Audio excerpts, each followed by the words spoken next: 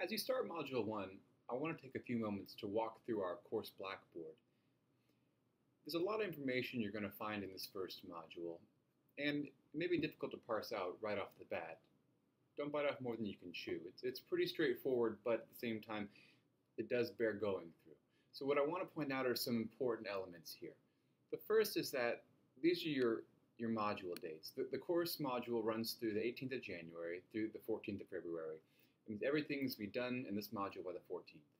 During the course of this module, you're going to read two texts, which I've noted for you here. Wimsatt and Beardsley's The Intentional Fallacy. There's a link for you to download the text because it's not in our book. And Mortimer Adler's and Charles Van Doren's excerpt from How to Read a Book. This is about 23 pages of two pretty smart people from earlier in the century talking about how to actually approach a book for analytical purposes, not for pleasure reading, how to deal with, struggle with, and get something out of a text, especially when it's not a text you want to read especially.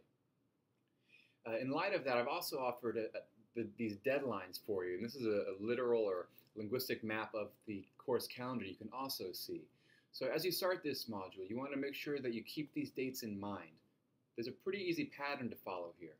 By Thursday of each week, you're submitting rough drafts. By that succeeding Sunday, 3 days later, you need to have offered peer review and commentary on your peers' drafts. So in this first week of Module 1, you're going to read this text by Wimsatt and Beardsley. And I'll tell you right now, it's not an easy text to read, so you want to make time for it, read it at least once, if not twice, because it is a difficult text. And then you're going to write your notes and your summary and post it to the Blackboard course wiki. So when you do that in your group, for example, here you have Peer Review 1, that's the group that I'm in right now, and I can go to this my group wiki, and I see here that there are these directions, these illustrations and things. I'm going to post mine here, create wiki page, follow these directions for that rhetorical reading note, for the summary, so my peers can see it, read them, offer feedback on them. And this pattern persists through each week and module. So every Thursday, drafts, every Sunday, comments, feedback, and it runs through that cycle throughout. And you'll see that listed throughout these deadlines and to-dos. In the right-hand column, you're going to see basically what we're going to call deliverables are, or your products. So in the right-hand side, you're going to see those drafts and peer review conversations for the rhetorical notes, summary 1 and 2, the peer review for your summaries, the projects, and the peer review for those. Those are the things you need to be sure that you're doing each week on time. During the last week here, the 4th week, when you go to submit your final drafts for scoring, you can use these links here to submit that work. For Connect, during these 2 weeks, these 4 weeks, you have 2 sets of Connect to do. The first, writing process and critical reading, is due 2 weeks into the course, or the module rather, and the sentence level mechanics is due at the end of the module. So every 2 weeks, that's going to be due. I offer module lectures and videos on the content, on the concepts that help you with the content here.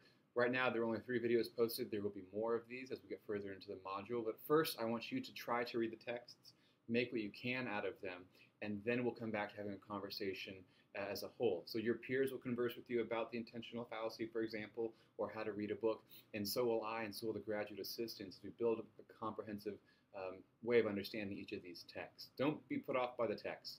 They're dated. They are difficult to read for that reason, I think, in a lot of ways. But they're also familiar concepts to you, and so we take a lot of them for granted.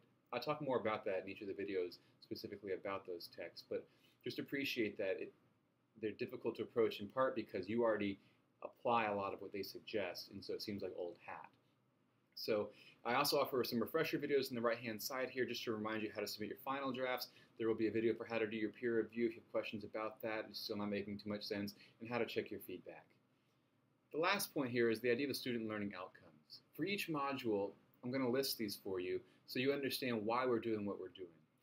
In this module, it's kind of a functional or primary module where you're going to learn how to take good notes, how you're going to summarize an academic text, and specifically as far as contents, we're going to practice using the reading tools, the notes, the summary, in order to approach a variety of texts. So different academic texts, literary texts, fiction, nonfiction, etc., in order to glean meaning from them. We're also going to discuss textual elements like intertextuality, humor, etc.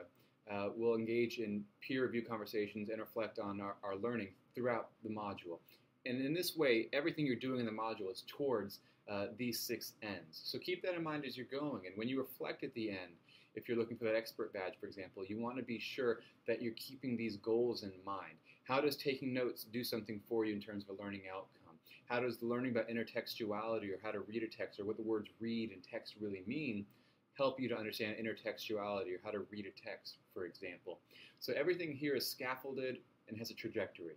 So be sure that as you're reading through these module notes, you understand that. And if you have questions about how the module works, how to submit work, how to communicate with your peers, don't hesitate to ask that question in the group discussion board or to email me directly.